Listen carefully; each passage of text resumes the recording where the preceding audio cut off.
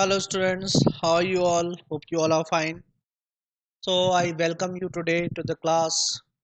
Here in lecture 5 of class 10th physics of ICSE board, we are discussing work, energy and power.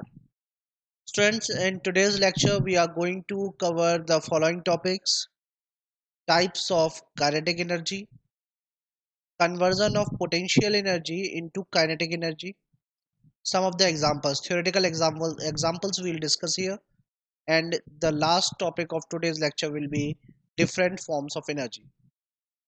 Okay students, so this is me, Karthik sir, and here we are going to begin with all these topics. So let's begin students. So yes students, yes so here we are going to begin with the different forms of kinetic energy. Okay, as you can see here, this is our first topic of today. This is different forms of kinetic energy. Here we have to understand how many types of kinetic energy are possible there. So students, kinetic energy depends on motion. If you remember about kinetic energy, then kinetic energy is a kind of energy related to motion of a body. Okay, so here in this topic, we have to understand the types of kinetic energy, for which first of all we have to recall different types of motions. So students, there was a translational motion. If you remember, translational motion is a motion in which displacement occurs, है ना? आपको याद होगा translational motion थी एक और motion थी इसके बाद, फिर उस मोशन का नाम था रोटेशनल मोशन। ये दोनों मोशन तो हमने स्टार्टिंग में ही पढ़ी थी। और एक मोशन इन दोनों के अलावा होती है, एक थर्ड टाइप ऑफ मोशन होती है, that motion is here vibrational motion. ठीक है स्टूडेंट्स, हम लोग ट्रांसलेशनल मोशन का मतलब और रोटेशनल मोशन का मतलब स्टार्टिंग में, जो लास्ट चैप्टर था, जो फर्स्ट चैप्टर था, उसकी स्टार्टिंग में समझ चुके हैं। ठीक है, ट्रांसलेशनल मोशन मतलब कोई बॉडी अगर किसी एक पॉइंट से दूसरे पॉइंट तक चली जाए, उसमें डिस्प्लेसमेंट आ जाए, लीनियर मोशन हो रही है, तो दैट इज कॉल्ड ट्रांसलेशनल। किसी फिक्स पॉइंट के अबाउट बॉडी रोटेट कर रही है like this, then it is rotational motion. Rotational motion का एग्जांपल हमने बहुत सारे पढ़े थे, फिर भी मैं आपको एक बार याद दिला देता हूँ। रिमेंबर पेन और wheel, hands of a clock, these all were the examples of rotational motion, है ना? Now third one is vibrational motion. ये हम लोगों को शायद अभी याद ना आ रही हो, तो इसलिए इसके बारे में एक बार समझते हैं, what is vibrational motion.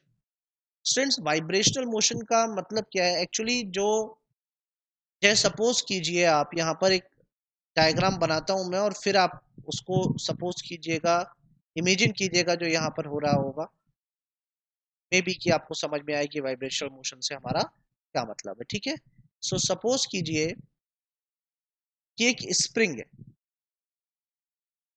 Suppose one ball is here like this, and here it is a spring, and another ball is here. Okay, now if you stretch this spring, if you stretch this spring, like आप इस पर इधर force लगाते हैं, and then you release it, what will happen?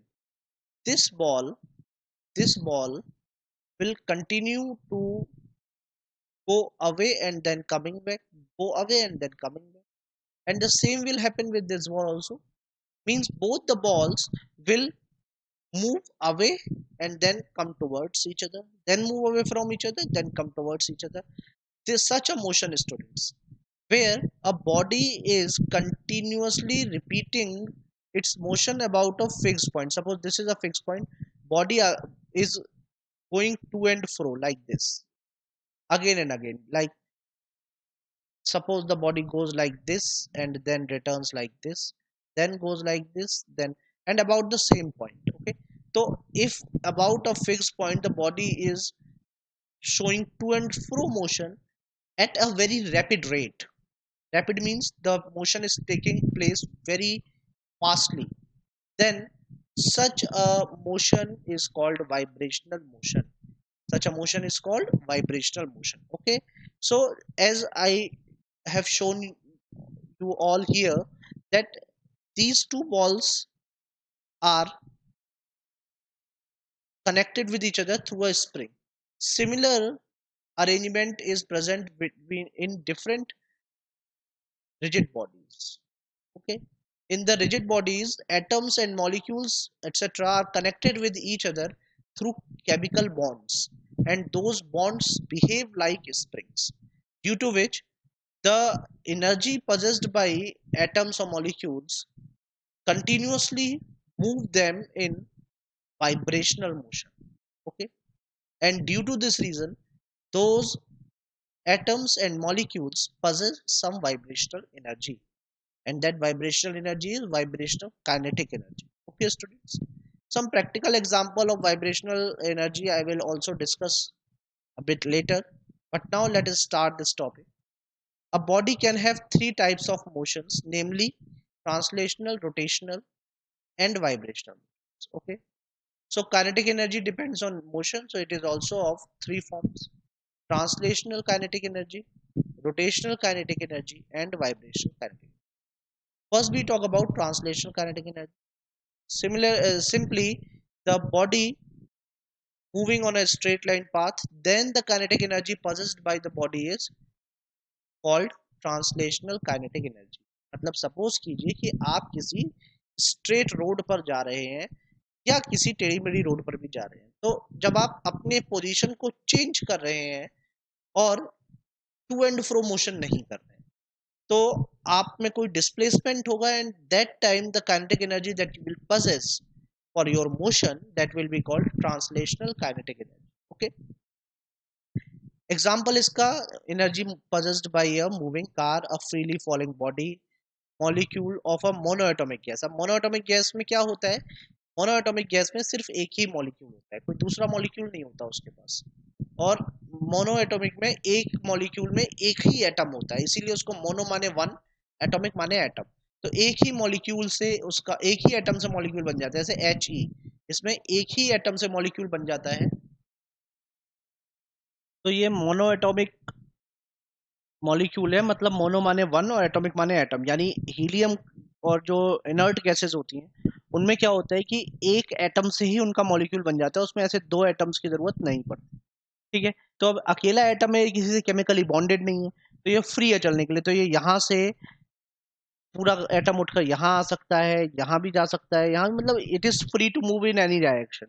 ठीक है, तो it also has translational kinetic energy. Okay, now second one is rotational kinetic energy. If a body is rotating about any fixed axis, then its kinetic energy is rotational kinetic energy. ठीक है, ये आप लोगों को पता ही है rotational motion क्या होती है, हम सब पढ़ चुके हैं, है ना. तो नाउ नेक्स्ट ये एग्जांपल है spinning top, rotating wheel, rotating fan, rotating earth. All these are having rotational kinetic energy. Also atoms of diatomic and polyatomic. Polyatomic माने बहुत सारे, diatomic माने दो atoms, जहां पर polyatomic माने बहुत सारे molecule atoms मिलकर molecule बनाते हो, और diatomic means when two atoms combine to form a molecule. ठीक है, तो diatomic और polyatomic में भी क्या होता है कि जो molecules होते हैं वो अपनी एक्सिस के, मतलब जो उनकी एक्सिस है उसके अबाउट वो रोटेशन करते हैं, similar to the earth, as earth revolves around the sun as well as it spins around its about its axis. Similarly, the atoms in diatomic and polyatomic molecules also rotate about a fixed axis in addition to their translational motion. ठीक है, तो इसलिए जो polyatomic और diatomic gases होती हैं या molecules होते हैं, उनके एटम्स में कौन कौन सी एनर्जीज होती हैं? उनके एटम्स में रोटेशनल एनर्जी भी होती है और ट्रांसलेशनल भी. क्यों होती है? क्योंकि वो एटम अर्थ जैसे है ना, अर्थ रिवॉल्व भी करती है और रोटेट भी करती है, वैसे ही वो एटम रिवॉल्व भी कर रहे हैं, वाइब्रेट भी कर रहे हैं, ट्रांसलेट भी कर रहे हैं और रोटेट भी कर रहे हैं. ठीक है, अपनी एक्सिस के अबाउट. तो इसलिए उनमें क्या होती है, उनमें रोटेशनल एनर्जी भी, और क्योंकि वो एटम का पूरा सिस्टम उठकर अपनी जगह से दूसरी जगह जा भी सकता है. ठीक है, तो इसलिए उनके पास क्या है, उनके पास ट्रांसलेशनल एनर्जी भी है. ठीक है, तो काइनेटिक एनर्जी के दोनों टाइप्स उनके पास है, ट्रांसलेशनल एनर्जी भी और रोटेशनल एनर्जी भी. ठीक है, now the third one is vibrational kinetic energy. अभी आपको वाइब्रेशनल काइनेटिक एनर्जी समझाई थी, इसका आप इजी एग्जांपल ले सकते हैं, सिंपल पेंडुलम, ऑसिलेशन कहते हैं उसे वैसे, लेकिन ऑसिलेशन की ही रैपिड फॉर्म जो होती है, fast form of oscillation is called vibration. ठीक है, जैसे सिंपल पेंडुलम है, तो सिंपल पेंडुलम, पेंडुलम क्या होता है या पता है, ऐसे होता है, ये एक कोई सपोर्ट है, इस सपोर्ट से ये कोई स्ट्रिंग है, इस स्ट्रिंग में कोई छोटा सा मास या वेट लटका हुआ है, आप इसको इसकी जगह से थोड़ा सा हिलाकर छोड़ दीजिए, तो ये क्या होगा, ये बार बार इसी जगह पर अपनी मोशन को कंटिन्यू करता रहेगा, पहले इधर गया, फिर इधर जाएगा, फिर लौट कर इधर आएगा, ये ऐसे करता रहेगा। This motion is called oscillation. और अगर ये ऑसिलेशन बहुत फास्ट हो रहे हैं तो इट इज कॉल्ड वाइब्रेशन। ठीक है, तो वाइब्रेशनल काइनेटिक एनर्जी देखते हैं क्या है। If a body moves to and fro about its mean position, such a motion is called vibrational motion. ठीक है, और मीन पोजिशन क्या होती है, जहां पर वो बॉडी अगर फ्री छोड़ दिया जाए तो बॉडी जिस पॉइंट पर रहती है वो उसकी मीन पोजीशन है, so this position is called mean position. ठीक है, अगर आज बॉडी को फ्री छोड़ दो लटकाकर, तो any body when suspended and left free, तो वो जिस पोजीशन पर रेस्ट में रहती है या जहां उसकी पोटेंशियल एनर्जी मिनिमम होती है, इस पॉइंट पर क्या होती है, पोटेंशियल एनर्जी जो होती है वो मिनिमम होती है। ठीक है, तो जिस पॉइंट पर पोटेंशियल एनर्जी मिनिमम या जीरो होती है, वही पॉइंट क्या है, that point is mean position. ठीक है, और ऐसी motion, to and fro motion जो होती है, इसको कहा जाता है वाइब्रेशनल मोशन। ओके, तो kinetic energy of body due to its vibrational motion is called vibrational kinetic energy, और सिंपली वाइब्रेशनल एनर्जी। एग्जांपल्स इसके बताए हैं, like a wire clamped at both of it's ends when stuck in middle it vibrates. Like आपने देखा होगा, guitar है, mandolin है, सितार है, ये म्यूजिकल इंस्ट्रूमेंट्स हैं, इनमें क्या होता है, एक वायर होता है जो दो एंड्स पर स्ट्रेच्ड होकर टाइट होता है, ठीक है, फिट होता है। आप क्या करते हो, उसके बीच में, मैंडोलिन या गिटार अगर आपने कभी प्ले किया हो, तो आप बीच में वायर को स्टक करते हैं, तो when you stuck the wire in the middle, तो क्या होता है, उसमें वाइब्रेशंस क्रिएट होते हैं, and this is how sound is produced in those musical instruments. ठीक है, तो वहां भी वाइब्रेशनल काइनेटिक एनर्जी होती है। The energy possessed by the wire is vibrational kinetic energy। ठीक है, steel strip clamped at one end, suppose कीजिए एक पतली सी स्टील की स्ट्रिप है, उसे एक एंड पर, सपोज कीजिए कि एक स्टील की स्ट्रिप है, उसको आपने एक एंड पर क्या किया, फिक्स कर दिया, और दूसरे एंड से आपने उसको जरा सा डिप्रेस करके फ्री छोड़ दिया।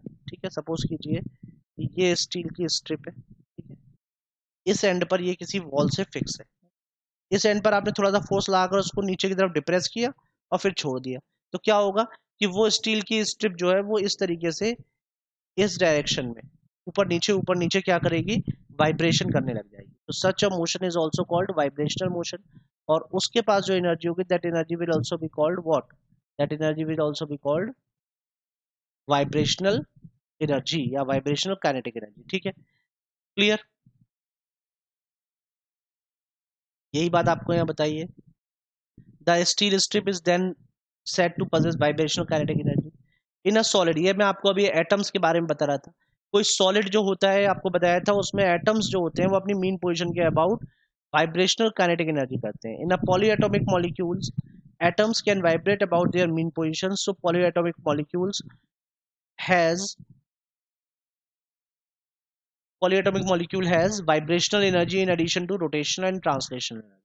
यानी अब आपने यहाँ पे समझा कि पॉलीएटॉमिक मॉलिक्यूल्स के पास क्या, पॉलीएटॉमिक माने मोर देन टू एटम्स अगर कहीं एक मॉलिक्यूल बना रहे हैं। अब इसका एग्जांपल पता है, इसका एग्जांपल ये रहा NH3 H2O, ये क्या है, ये पॉलीएटॉमिक है, और H2 O2 N2 HCl, ये सब क्या है, डायटोमिक। जहां दो एटम मिलकर एक मॉलिक्यूल बनाते हैं वो डायटोमिक, जहां दो से ज्यादा मिलकर बनाते हैं वो पॉलीएटॉमिक, जहां एक एटम एक मॉलिक्यूल बना देता है, ऐसे इनर्ट गैस का केस होता है, तो उसे हम कहते हैं मोनोएटॉमिक। ठीक है, तो पॉलीएटॉमिक और डायटोमिक जो होते हैं, उनमें जो एटम्स हैं उनमें वाइब्रेशनल मोशन भी होती है, रोटेशनल मोशन भी होती है, और ट्रांसलेशनल मोशन भी होती है, और इसीलिए उनके पास तीनों टाइप की एनर्जीज होती हैं, वाइब्रेशनल भी, रोटेशनल भी और ट्रांसलेशनल भी। ओके, तो आगे बढ़ते हैं। नोट क्या है ये, depending upon the state of motion a moving body may possess either one or more than one form of kinetic energy simultaneously। इसका मतलब ये हुआ, किसी बॉडी में एक साथ एक से ज्यादा टाइप की एनर्जी, काइनेटिक एनर्जीज प्रेजेंट हो सकती हैं depending upon the state of motion. अगर वो एक साथ रोटेट भी कर रही है और ट्रांसलेट भी कर रही है, जैसे एक बॉल है रोल कर रही है, तो वो बॉल रोल करती है मतलब रोटेट भी कर रही होती है और आगे भी बढ़ रही होती है, ट्रांसलेशन भी कर रही होती है। तो इस केस में उसके पास क्या होगा, उसके पास रोटेशनल काइनेटिक एनर्जी भी होगी और ट्रांसलेशनल काइनेटिक एनर्जी भी होगी। ठीक है, तो रोटेशनल और ट्रांसलेशनल काइनेटिक एनर्जी जो है ये क्या है, ये डिपेंड करता है कि स्टेट ऑफ, मतलब रोटेशनल हो चाहे ट्रांसलेशनल हो चाहे वाइब्रेशनल हो, कौन सी फॉर्म ऑफ काइनेटिक एनर्जी किसी बॉडी में है ये उसकी स्टेट ऑफ मोशन पर डिपेंड करता है। ठीक है, जो जिसका स्टेट ऑफ मोशन जो होगा उसके अकॉर्डिंग ही उसके पास काइनेटिक एनर्जी होगी। ठीक है, जो एक बार में सिर्फ ट्रांसलेशनल कर रहा है उसके पास सिर्फ ट्रांसलेशनल काइनेटिक एनर्जी है, जो ट्रांसलेशनल के साथ साथ रोटेशन भी कर रहा है यानी रोलिंग कर रहा है उसके पास दोनों होंगी, रोटेशनल भी और ट्रांसलेशनल भी। जो वाइब्रेशन भी साथ के साथ कर रहा होगा उसके पास वाइब्रेशनल भी होगी। ठीक है, समझ में आ गई बात। तो इट डिपेंड्स कि कौन सी स्टेट ऑफ मोशन है, यही बात यहाँ पे समझाइए। बॉल, रोलिंग बॉल का एग्जांपल लिया है उन्होंने, rolling ball and a wheel, they have translation and rotational forms of kinetic energy simultaneously. Clear?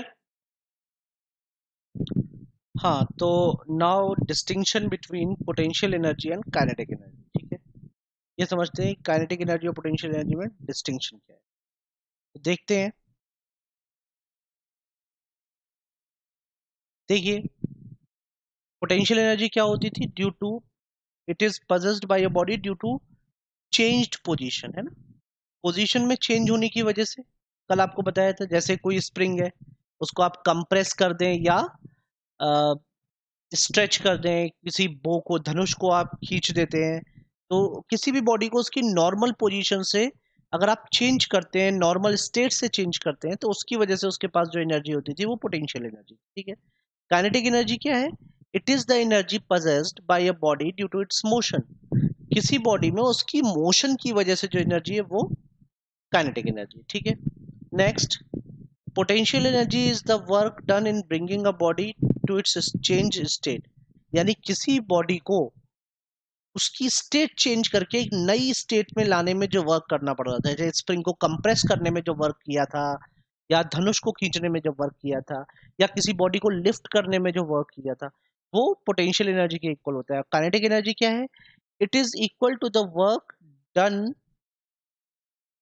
By a body before coming to rest. एक बॉडी जो मूव कर रही है ना, जैसे एक बुलेट है वो चल रही है, बुलेट गाड़ी नहीं, बुलेट है ना, धूम वाली, तो गन से जो बुलेट निकलती है वो चल रही है और जाकर वो एक ग्लास से टकराती है और ग्लास से टकराकर वो रुक जाती है, तो ग्लास भी टूट जाता है इससे वो टकराती है। तो इस यही क्या था कि इसका मतलब उस बुलेट ने रुकने से पहले उस ग्लास को तोड़ दिया, विच इज अ वर्क। ठीक है, फोर्स लगाकर ग्लास के पार्टिकल्स को डिस्प्लेस कर दिया, विच इज वर्क। तो इसका मतलब कोई मूविंग बॉडी रेस्ट में आने से पहले तक जितना काम कर लेती है, बिफोर कमिंग टू रेस्ट, एक मूविंग बॉडी जितना वर्क करती है वो उसकी काइनेटिक एनर्जी है। जबकि कोई बॉडी मूव कर रही है या नहीं कर रही है इससे फर्क नहीं पड़ता, अगर उसकी स्टेट में कोई चेंज किया है तो इसके लिए जो वर्क करना पड़ता है दैट इज पोटेंशियल एनर्जी। ठीक है, now next is it can change only in the form of kinetic energy। ठीक है, तो पोटेंशियल एनर्जी सिर्फ काइनेटिक एनर्जी में चेंज हो सकती है, किसी दूसरी फॉर्म में चेंज नहीं हो सकती, ये अभी हम एग्जांपल्स में समझेंगे। लेकिन काइनेटिक एनर्जी जो है वो जितनी भी एनर्जी फॉर्म्स है ऑलमोस्ट उनमें चेंज हो सकती है, मतलब kinetic energy may change into various other forms of energy but potential energy can change only into kinetic energy। तो अगर पोटेंशियल एनर्जी से कोई और एनर्जी बनानी भी है तो पहले पोटेंशियल से काइनेटिक बनाइए, फिर काइनेटिक से वो दूसरी फॉर्म ऑफ एनर्जी जो आपको चाहिए वो बनाइए। ठीक है, now last one is potential energy does not depend on the speed of the body. Potential energy का फॉर्मूले में कहीं भी स्पीड नहीं थी, तो पोटेंशियल एनर्जी का स्पीड से कोई लेना देना नहीं है, but kinetic energy depends on the speed of the body, half mv square। okay, so these are the differences between potential energy and kinetic energy। ठीक है, अब बात आती है कि अभी हमने यहाँ पे पढ़ा था कि potential energy can be converted only in the form of kinetic energy. तो पोटेंशियल एनर्जी को जब भी आप चेंज करेंगे तो वो सिर्फ काइनेटिक एनर्जी में चेंज होगी। तो लेट्स सी हाउ। ये कुछ एग्जांपल्स हैं उसके, तो ये देंगे conversion of potential energy into kinetic energy. ठीक है, तो जब भी पोटेंशियल एनर्जी से हमें कुछ काम चाहिए होता है तो हम उसे काइनेटिक एनर्जी में कन्वर्ट करके उससे काम करवाते हैं। ठीक है, लेट्स सी कि वो काम कैसे करवाते हैं। एक एग्जांपल है, जैसे सपोज कीजिए कोई हैमर है, किसी हैमर को आप सपोज कीजिए एक हैमर है, ठीक है, इस हैमर को आप ग्राउंड, ये ग्राउंड लेवल था, आप ग्राउंड लेवल से एच हाइट तक ले गए, तो इसके पास क्या आ गई, पोटेंशियल एनर्जी आ गई। अब आपको पता कैसे चलता है, आप इस हैमर को छोड़ेंगे और यहाँ पर मान लीजिए कि यहाँ आसपास एयर के पार्टिकल्स होंगे ना, इसके आसपास ये ऐसे खूब सारे एयर के पार्टिकल्स होंगे। If you will release this hammer now, so this hammer will fall, and due to this reason the air particles in its surroundings will move. Now air particles are not moving themselves, there is a force exerted by the hammer on them which move them. So force लग गया और displacement भी हो गया, and force into displacement क्या होता है, work. तो इसका मतलब हैमर ने कोई वर्क करा। अब हैमर ने कोई वर्क किया तो इसका मतलब एच हाइट पर उसके पास कोई एनर्जी होनी चाहिए थी, क्योंकि अगर हैमर सिर्फ यहाँ पर रखा रहता तो क्या ये यहाँ पर अपने आप कोई वर्क कर रहा था, नहीं कर रहा था। लेकिन जब आप इसको यहाँ से एच हाइट पर उठाकर ले गए तो यहाँ से उसने अपने आप वर्क किया। इसका मतलब इस पॉइंट पर हैमर के पास कोई एनर्जी होगी, जिस एनर्जी से उस हैमर ने यहाँ आसपास के पार्टिकल को डिस्प्लेस किया, और जब वो हैमर यहाँ आकर गिरेगा तो हो सकता है यहाँ भी कुछ तोड़ फोड़ कर दे। इट मीन्स क्या हुआ कि हैमर के पास कुछ एनर्जी आ गई, क्योंकि capacity to do work is called energy. तो इस हाइट पर हैमर के पास वो कुछ एनर्जी थी, और वो एनर्जी कितनी थी, वो एनर्जी थी mgh। और इस हाइट पर हैमर जब तक आपने पकड़ रखा था तब तक उसकी वेलोसिटी, इनिशियल वेलोसिटी थी 0। जैसे ही आपने उसे छोड़ा वो नीचे की तरफ गिरने लगा mg फोर्स से, और जब वो नीचे की तरफ गिरा तो उसकी वेलोसिटी v हो गई। तो जब v वेलोसिटी हो गई तो अब उसमें कुछ काइनेटिक एनर्जी आ गई होगी, हाफ mv², क्योंकि वो मोशन में है। और इसी तरीके से जैसे जैसे हैमर नीचे आता जाएगा एच डिक्रीज होता जाएगा, एज यू विल सी। जैसे से ये नीचे आ रहा है एच डिक्रीज होगा, ये एच क्या था, ग्राउंड से वर्टिकल हाइट थी, तो जितना वो वर्टिकली नीचे आएगा एच कम हो जाएगा। एच कम होगा तो एम भी कम होता जाएगा, और वी बढ़ता जाएगा उसी रेशियो में, यानी स्पीड बढ़ती जाएगी। हाइट जैसे जैसे डिक्रीज होगी स्पीड बढ़ती जाएगी और काइनेटिक एनर्जी बढ़ती जाएगी। समझ में आ गई बात? तो यही कॉन्सेप्ट है, यानी आपने जब उसको ऊपर उठाया था हैमर को, तो you did work against gravity. Gravity कह रहा था ना हैमर को यहीं रखा रहने दो, आपने कहा नहीं मैं तो उठाकर ले जा रहा हूँ, तो आपने ग्रेविटी के अगेंस्ट वर्क किया। वही वर्क हैमर में एज पोटेंशियल एनर्जी स्टोर हुआ, और जब आपने हैमर को रिलीज करा तो वही पोटेंशियल एनर्जी काइनेटिक एनर्जी में चेंज हो गई, और आकर यहाँ पर अगर कोई नेल है तो उस नेल पर स्ट्राइक किया हैमर ने, जिससे वो नेल इसमें अंदर पेनेट्रेट हो गई। समझ में आई बात? So this is what how hammer does. तो यही यहाँ समझाया, hammer at a height has gravitational potential energy which is equal to the work done in moving the hammer so that to that height against the force due to gravity on it. ठीक है, when hammer is made to fall on nail fixed upright on a wooden piece, the nail begin to penetrate. Nail अंदर घुस जाती है, और वो अंदर क्यों घुस जाती है, इसलिए अंदर घुस जाती है क्योंकि जो हैमर था उसके पास पोटेंशियल एनर्जी थी हाइट पर जाने की वजह से। When hammer starts falling its potential energy begins to change into kinetic energy. The falling hammer now has both potential and kinetic energy. देखिए जब ये हैमर फॉल हो रहा था, तो अब मान लीजिए कि आप बात करें कि नहीं मुझे तो ये जानना है कि इस पॉइंट पर हैमर के पास क्या था, तो इस पॉइंट पर हैमर के पास पोटेंशियल भी थी काइनेटिक भी थी। वो जितना नीचे जाता जाएगा पोटेंशियल उतनी कम होती जाएगी, काइनेटिक उतनी बढ़ती जाएगी, और just before it strikes the ground उसकी पूरी पोटेंशियल एनर्जी खत्म हो गई होगी, यानी 0 हो गई होगी, और काइनेटिक एनर्जी मैक्सिमम हो गई होगी, यानी उतनी ही हो गई होगी जितनी की इनिशियली उसके पास पोटेंशियल एनर्जी थी जब वो हाइट पर। ठीक है, तो यही बात यहाँ पर एक्सप्लेन की गई है कि hammer has both potential and kinetic energy. When it strikes the nail, the hammer does work on the nail. The kinetic energy of the hammer changes into the kinetic energy of the nail, due to which nail moves into the wooden piece. ठीक है, kinetic energy लेकर hammer nail से टकराएगा, इसकी वजह से वो nail जो है उसमें भी काइनेटिक एनर्जी आ जाती है, और वो काइनेटिक एनर्जी नेल उस काइनेटिक एनर्जी के संग वुड में पेनिट्रेट करती है, और वुड का रेजिस्टिव फोर्स उसको रोक के होल्ड कर लेता है। ठीक है, तो this is how it works. एक और एग्जांपल है, a wound of watch spring has elastic potential energy which is equal to the work done in bringing it to a wound up state। Watch में जो energy होती है, वो जो spring होती है, वो कुछ इस तरीके से लगी होती है। ठीक है, तो वो उसी के बारे में बात कर रहे हैं कि ये जो स्प्रिंग थी, ये स्प्रिंग एक्चुअली ऐसे कर्व्ड फॉर्म में नहीं रहना चाहती थी, आपने इसको जो इस तरीके से बाइंड किया है, तो इसकी वजह से आपको इसके रीस्टोरिंग फोर्स के अगेंस्ट कुछ वर्क करना पड़ा होगा। कल बताया था ना कि अगर कोई स्प्रिंग है, ये आप इस स्प्रिंग को स्ट्रेच करते हैं तो इस पे एक फोर्स डेवलप होता है, रीस्टोरिंग फोर्स, जो कि इसके स्ट्रेच होने को रोकना चाहता है, तो आपको उसके अगेंस्ट एक वर्क करना पड़ता है। ठीक है, वही वर्क उस स्प्रिंग में as potential energy, as elastic potential energy store हो जाता है। As the spring unwinds itself, the potential energy stored in it changes into kinetic energy, which does work moving the hands of the watch and thus changes into kinetic energy of the hands। तो होता क्या है कि watch में एक spring होती है, वो स्प्रिंग में पोटेंशियल एनर्जी होती है, तो जब वो घड़ी चलती कैसे है कि जब वो स्प्रिंग अनवाइंड होती है, तो इसकी वजह से क्या होता है कि वो जो क्लॉक थी, उस क्लॉक के जो हैंड्स थे, उन हैंड्स को, या वॉच के जो हैंड्स हैं, उन हैंड्स को वो जो पोटेंशियल एनर्जी थी वो काइनेटिक एनर्जी की फॉर्म में ट्रांसफर हो जाती है, और इसकी वजह से वो जो क्लॉक के हैंड्स हैं वो मोशन में आ जाते हैं। ठीक है, next example, when string of a bow is pulled, some work is done which is stored in the deformed state of bow. धनुष में जब, जैसे आप धनुष को ऐसे ही पकड़िए और उस पर एक एरो रखिए, क्या वो एरो दूर तक जाएगा? नहीं जाएगा। जब आप उसको स्ट्रेच कर देते हैं धनुष को, सपोज कीजिए ये एक धनुष है, ऐसे ही तो होता है, आपने इसका ये इस तरीके से स्ट्रेच कर दिया, तो अब इस पर जो एरो है वो दूर तक जाता है ना। तो ऐसा क्यों होता है? ऐसा इसलिए होता है कि जो आपने धनुष को इस तरीके से बो को स्ट्रेच किया तो डिफॉर्म हो गया वो, इसकी वजह से उसके पास इलास्टिक पोटेंशियल एनर्जी आ गई। जब आपने उसे छोड़ा तो स्ट्रिंग ने वो एनर्जी, पोटेंशियल एनर्जी किसको दे दी? एरो को। एरो ने उसको काइनेटिक एनर्जी में कन्वर्ट किया और इसकी वजह से एरो मूव कर गया। ठीक है, इसी तरीके से अगर आप एक कंप्रेस्ड स्प्रिंग है, सपोज कीजिए ये एग्जांपल देखिए, एक स्प्रिंग है ये, as you can see here,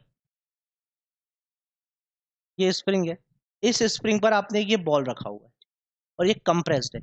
अब आप इस स्प्रिंग को छोड़ेंगे तो क्या होगा कि स्प्रिंग में कुछ एनर्जी, पोटेंशियल एनर्जी है, वो पोटेंशियल एनर्जी काइनेटिक एनर्जी की फॉर्म में आ जाएगी जब आप स्प्रिंग को रिलीज करेंगे, और इसकी वजह से ये बॉल क्या होगा, ऐसे जंप कर जाएगा। ठीक है, तो a compressed spring has elastic potential energy due to its compressed state. When it is released, the potential energy of the spring changes into kinetic energy, which does work on the ball placed on it and changes into the kinetic energy of the ball, due to which it flies away।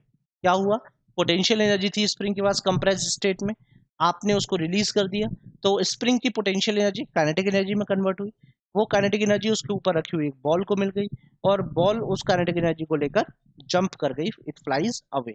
Okay, so these examples are showing the conversion of potential energy into kinetic energy। potential energy हमेशा kinetic energy में convert होती है। ठीक है, potential energy किसी और form में convert नहीं होती, सिर्फ kinetic energy में convert होती है। अगर कोई और फॉर्म ऑफ एनर्जी आपको चाहिए तो वो पोटेंशियल एनर्जी से नहीं मिलता, पहले पोटेंशियल काइनेटिक में कन्वर्ट होगी और फिर काइनेटिक एनर्जी जो है वो डिफरेंट फॉर्म्स ऑफ एनर्जी में कन्वर्ट होगी। Okay students, next topic is different forms of energy। So here you can see some important forms of energy are here।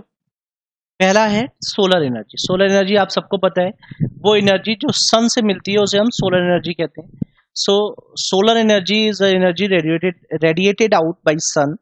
Solar energy can not be use directly to perform work. Solar energy से सीधे कोई work नहीं किया जा सकता, लेकिन solar energy जो है इस क्यों नहीं किया जा सकता? Because it is too diffused and it is not always available uniformly. एक तो डिफ्यूज क्यों नहीं किया जा सकता? क्योंकि एक तो ये एनर्जी हमेशा अवेलेबल नहीं होती, और दूसरा डिफ्यूज होने का मतलब कि एक काफी लो अमाउंट में होती है।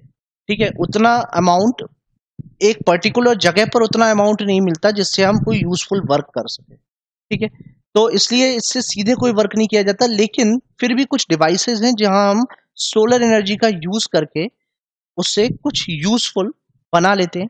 जैसे सोलर पैनल्स हैं। सोलर पैनल्स जो है, यहाँ सोलर सेल एक डिवाइस होती है। कई सारे सोलर सेल्स को जब मिला दिया जाता है, कंबाइन किया जाता है, तो सोलर पैनल बनता है।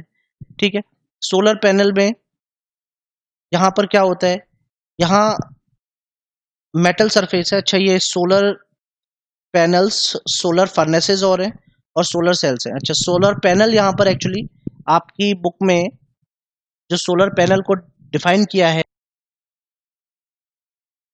तो ये बताया है यहाँ पे कि solar panel actually black painted metal surfaces हैं जो सन की हीट एनर्जी को एब्जॉर्ब करके उससे वाटर को हीट अप करते हैं। एक्चुअली जो कुछ बुक्स में इसको सोलर वाटर हीटर कहा जाता है, यहाँ पर इसे सोलर पैनल कहा है।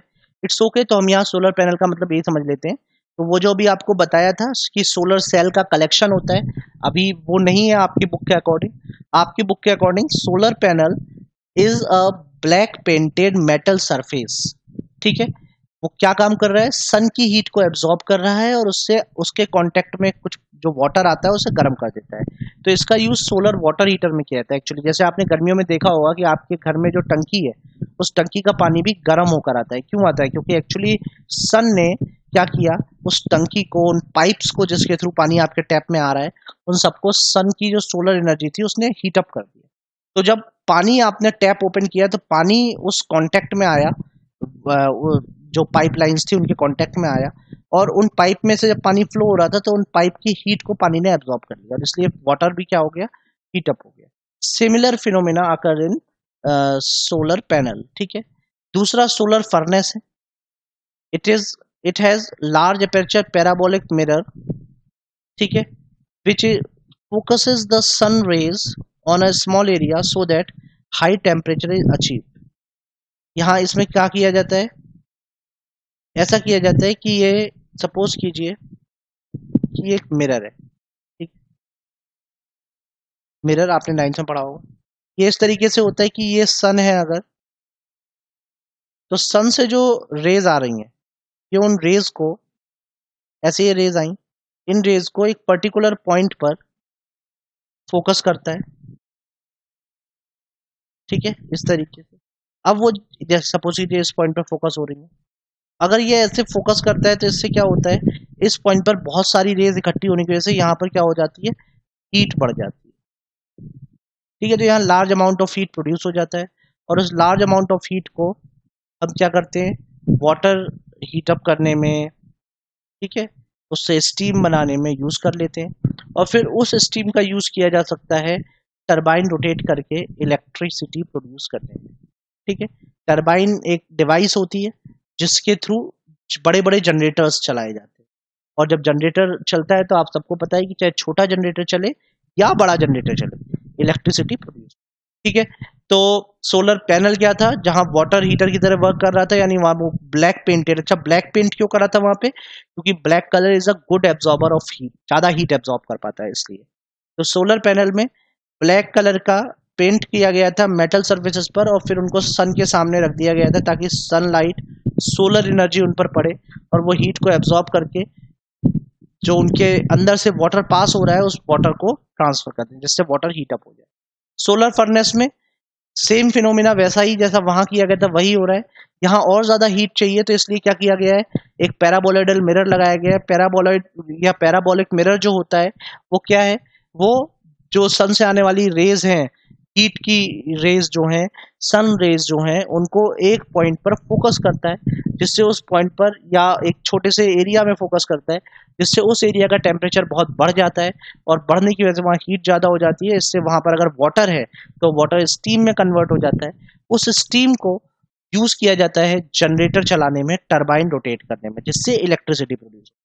अभी ये कैसे प्रोड्यूस हो रही है इलेक्ट्रिसिटी हीट से, ये बात कि वो जनरेटर कैसे वर्क करता है, ये बात हम बाद में समझेंगे। ठीक है, अभी के लिए आप इसमें इतनी समझें। Next, solar cell. Solar cell एक डिवाइस होती है जो इलेक्ट्रिसिटी को सीधे सोलर एनर्जी को, sorry, solar cell is a device which directly converts solar energy into electrical energy. ठीक है, ये क्या काम करती है, सोलर एनर्जी को सीधे इलेक्ट्रिकल एनर्जी में कन्वर्ट कर देते हैं। ये सेल जो है, ये थिन स्लाइसेस होती हैं सेमी कंडक्टिंग मटेरियल्स की। सेमी कंडक्टिंग मटेरियल्स आप लोग पढ़ेंगे इन सीनियर क्लासेस। मैं आपको बता दूं, कार्बन फैमिली में सिलिकॉन और जर्मेनियम, ये सेमी कंडक्टिंग मटेरियल्स हैं, एलिमेंट्स हैं। और फिर इनका यूज करके और है गैलियम आर्सेनाइड वगैरह, ये मटेरियल्स बनाए जाते हैं। तो आप इनके बारे में पढ़ेंगे बट नॉट नाउ, अभी के लिए तो बस आप ये याद रखें कि सेमी कंडक्टिंग मटेरियल वो होते हैं जो जिनकी प्रॉपर्टीज कंडक्टर और इंसुलेटर दोनों से मैच कर रही होती हैं, दोनों के बीच की कंडक्टिविटी होती है। ठीक है, मतलब जो ना तो उतने अच्छे कंडक्टर हैं जैसे कंडक्टर्स होते हैं, ना उतने बेकार कंडक्टर्स या हैं जैसे जैसे इंसुलेटर होते हैं, ये दोनों के बीच में कहीं लाई करते हैं, इसलिए इनको सेमीकंडक्टर कहा जाता है। और वही सेमीकंडक्टिंग मटेरियल्स यूज किए जाते हैं इसके लिए सोलर सेल बनाने के लिए। सोलर सेल का यूज करके आप सीधे सनलाइट को एनर्जी, इलेक्ट्रिकल एनर्जी में कन्वर्ट कर देते हो। फिर भी सोलर सेल का यूज इतना ज्यादा नहीं किया जाता, तो उसका क्या रीजन है? उसका रीजन ये है कि सोलर एनर्जी जो है वो इतने लार्ज अमाउंट में इलेक्ट्रिकल एनर्जी में कन्वर्ट की जा सके, इस लायक सोलर सेल अभी डेवलप नहीं हो पाए हैं। जो सोलर सेल्स अभी हमारे पास हैं, उनकी जो एफिशिएंसी है वो काफ़ी लो है, तो वो काफ़ी कम इलेक्ट्रिकल एनर्जी बना पाते हैं। Okay students, next form of energy आप सबको पता है हीट एनर्जी क्या होती है। ठीक है, किसी भी फ्यूल को बर्न करके जो एनर्जी हमको मिलती है, उस एनर्जी को हम हीट एनर्जी कहते हैं। ठीक है, okay students, so whenever you burn a fuel, you burn any material, so by burning something the energy that you get is called heat energy। ठीक है, हीट एनर्जी में वर्क करने की कैपेसिटी होती है, हीट एनर्जी से आप work कर सकते हैं।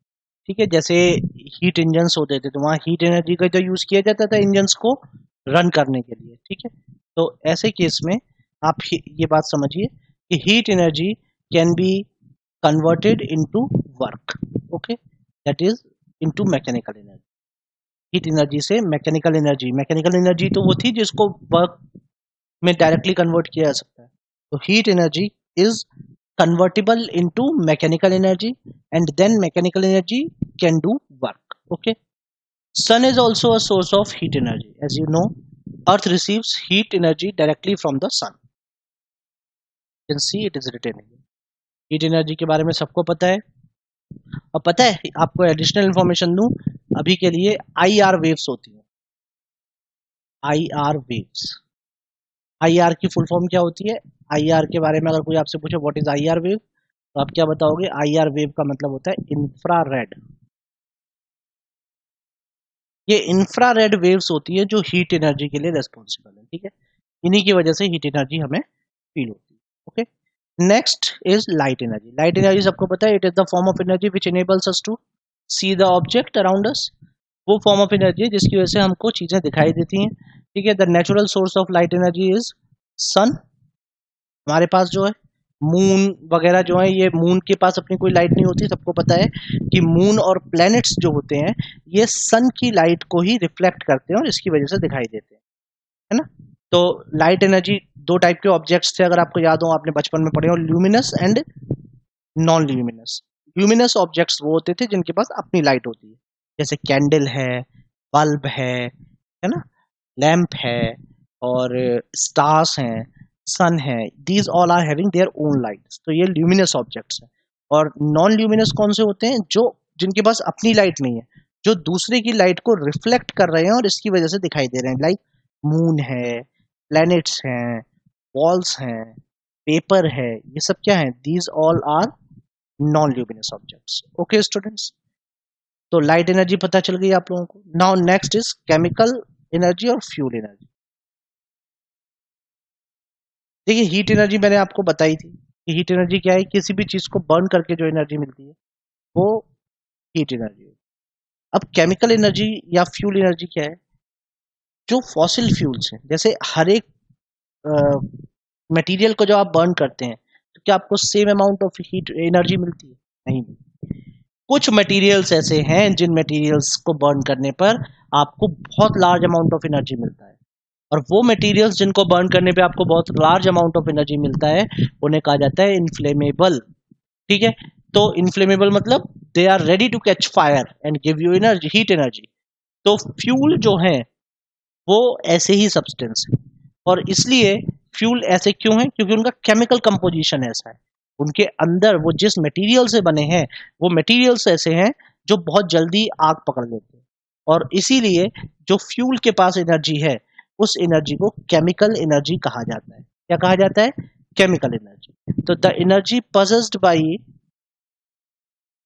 Fossil fuels, fossil fuel you know आपने पढ़े होंगे ज्योग्राफी वगैरह में भी, फॉसिल फ्यूल जो बहुत पुराने टाइम से अर्थ के अंदर डीप में इकट्ठे हो गए हैं और अब वो फ्यूल की फॉर्म में मिल रहे हैं हमको, उन्हें फॉसिल फ्यूल कहा जाता है। लाइक कोल है, पेट्रोलियम है, दीज आर फॉसिल फ्यूल। तो फॉसिल फ्यूल में जो एनर्जी है उसको कहा जाता है केमिकल और फ्यूल एनर्जी। ठीक है, इसके अलावा भी पेट्रोलियम है, नेचुरल गैस है, ये सभी केमिकल या फ्यूल एनर्जी के एग्जाम्पल है। ठीक है, इन सब के पास ये सब बहुत हाई एनर्जी कंटेंट वाले हैं। इनके पास इतनी एनर्जी इसीलिए होती है क्योंकि इनमें केमिकल एनर्जी स्टोर हुई होती है। आपने वैसे भी पढ़ा होगा, जैसे आप सपोज करो कि कैल्शियम है, कैल्शियम को आप, कैल्शियम ऑक्साइड को वाटर में डालो तो यहाँ से भी क्या होती है, हीट एनर्जी रिलीज होती है। CaOH होल ट्वाइस बनता है कैल्शियम हाइड्रोक्साइड और हीट रिलीज होती है। तो ये हीट कहाँ से आई इसके पास कैसे आ गई हीट? ये तो गर्म नहीं था ना, जल थोड़ी रहा था ये, फिर हीट कैसे आ गई? तो it is because of heat energy evolve in the process, और ये हीट भी क्या है, केमिकल एनर्जी है। ठीक है, तो किसी केमिकल रिएक्शन में जो हीट प्रोड्यूस होती है उसे हम केमिकल एनर्जी कहते हैं। When fuels are burned, chemical energy changes into heat energy and light energy. ठीक है, the food that we eat also has chemical energy in it. Plants convert solar energy into chemical energy of food during a process of photosynthesis. ठीक है, plant क्या करते हैं, photosynthesis करके solar energy को convert करते हैं केमिकल एनर्जी में, और फिर हम उस खाने को खाते हैं तो वो केमिकल एनर्जी हमारी बॉडी में पहुंचती है, और उससे हमारे बॉडी में डिफरेंट फॉर्म्स ऑफ एनर्जी चाहिए होती हैं उसके लिए, बायोलॉजिकल एक्टिविटीज करने के लिए, मैकेनिकल वर्क करने के लिए, इन सब के लिए वो एनर्जी को हम यूज करते हैं ना। इसी तरीके से जो बैटरी और सेल होते हैं उनमें एक सॉल्ट टाइप होता है, इसे इलेक्ट्रोलाइट कहा जाता है, उसमें भी केमिकल एनर्जी होती है। तो बैटरी या सेल जो होते हैं उनका काम ही ये है कि वो जो केमिकल एनर्जी है उसे कन्वर्ट करते हैं इलेक्ट्रिकल एनर्जी में। ठीक है, जब आप बैटरी या सेल को यूज करते हो तो उसके अंदर केमिकल एनर्जी होती है, और वो केमिकल एनर्जी इसमें कन्वर्ट हो जाती है, वो कन्वर्ट हो जाती है इलेक्ट्रिकल एनर्जी।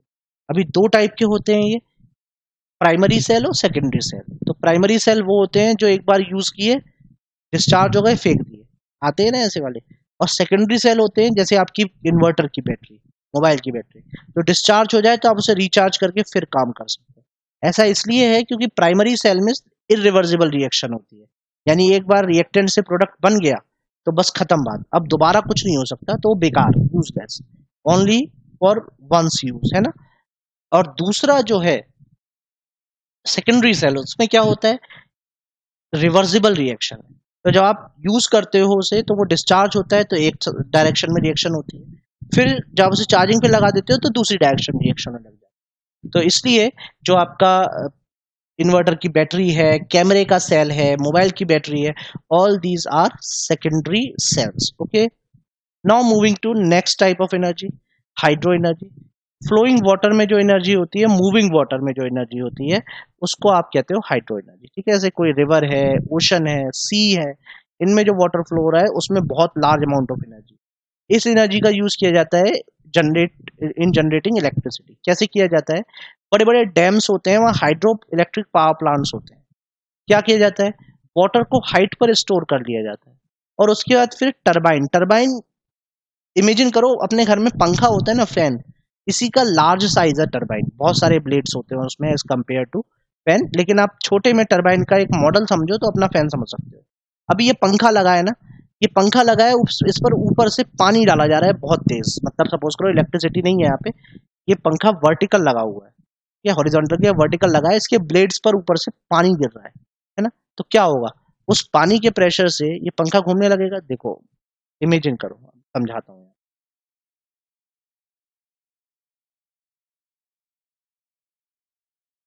देखिए यहाँ पर क्या है, सपोज कीजिए कि ये एक पंखा है,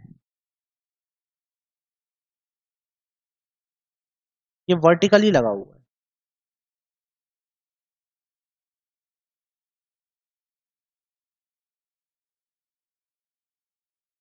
ठीक है, ये इसकी शाफ्ट है, वो रॉड जिससे ये टांगा जाता है। यहाँ इस केस में ये रॉड जो है ये कॉइल से कनेक्ट है, और ये कॉइल किसकी है, ये एक जनरेटर, एक डिवाइस होती है जो कि इलेक्ट्रिसिटी प्रोड्यूस करने का काम आती है। ये उस जनरेटर की है। ये इतना पूरा जो काम है ये जनरेटर है, इट इज जनरेटर। ये क्या होता है, ये बात की चीज है। अभी तो पहले इसको समझते हैं। ये हमें पता है कि जनरेटर चलेगा तो इलेक्ट्रिसिटी प्रोड्यूस होगी। जनरेटर के चलने का मतलब होता है ये कॉइल का घूमना। तो ये अगर ये जो पंखा हमने बनाया है यहाँ पर, जो टरबाइन बनाया, अगर टरबाइन रोटेट होगा तो ये रॉड घूमेगी, और अगर ये रॉड घूमेगी तो ये कॉइल भी घूमेगी, और कॉइल घूमेगी तो इलेक्ट्रिसिटी प्रोड्यूस। तो अब क्या किया जाता है कि यहाँ पर ऐसे ऊपर वाटर को इकट्ठा कर लिया जाता है डैम्स में, है ना। और फिर क्या होता है, यहाँ से इसको नीचे गिराया जाता है। तो जब ये पानी ऐसे नीचे गिरता है बहुत तेज, तो उसकी वजह से क्या होता है, ये पंखा जो है, ये पंखा घूमना शुरू हो जाता है। This fan starts rotating. ठीक है, और जब पंखा रोटेट करना शुरू होता है तो ये रॉड रोटेट करती है, और जब ये रॉड रोटेट करती है तो ये कॉइल भी रोटेट करता है, और उसकी वजह से ये जनरेटर चलता है और इलेक्ट्रिसिटी प्रोड्यूस हो जाती है। ठीक है, तो this is how electricity is produced in hydro electric power plants. ठीक है, तो यही बात यहाँ एक्सप्लेन भी की है उन्होंने। For this water is stored in dams built across the river at height and it is allowed to fall on the turbine. अब वाटर यहाँ पर आया था, जब ऊपर वाटर को आपने इकट्ठा किया था, वाटर के पास क्या थी, पोटेंशियल एनर्जी। जब वाटर नीचे गिरना शुरू हुआ तो उसके पास क्या आ गई, काइनेटिक एनर्जी। उस काइनेटिक एनर्जी को वाटर ने, जब वाटर स्ट्राइक किया टरबाइन से, तो उसने किसको दे दिया, टरबाइन को। इसकी वजह से टरबाइन में क्या आ गई, रोटेशनल काइनेटिक एनर्जी। और टरबाइन उसकी वजह से जब रोटेट करने लगा तो ये कॉइल रोटेट करने लगी, और जब कॉइल रोटेट हुई तो वो काइनेटिक एनर्जी किसमें कन्वर्ट हो गई, इलेक्ट्रिकल एनर्जी में। समझ में आई। तो मतलब क्या हो रहा है, पोटेंशियल एनर्जी का कन्वर्जन हुआ काइनेटिक एनर्जी में, और काइनेटिक एनर्जी का कन्वर्जन हुआ इलेक्ट्रिकल एनर्जी। समझ में आ गई बात। तो ये यहाँ पर एनर्जी कन्वर्जन हो। ओके, क्लियर है ये बात। आई होप कि आप लोगों को समझ में आ गई होगी। ठीक है स्टूडेंट्स, तो आज के लेक्चर में हम डिफरेंट फॉर्म्स ऑफ एनर्जी में यहीं तक रखते हैं। नेक्स्ट लेक्चर में आगे का पार्ट कंटिन्यू करेंगे। आप एक बार इसको पढ़िएगा, अच्छे से समझिएगा, कोई डाउट हो तो पूछिएगा। Okay students, thank you for being here, see you in the next lecture. Thank you.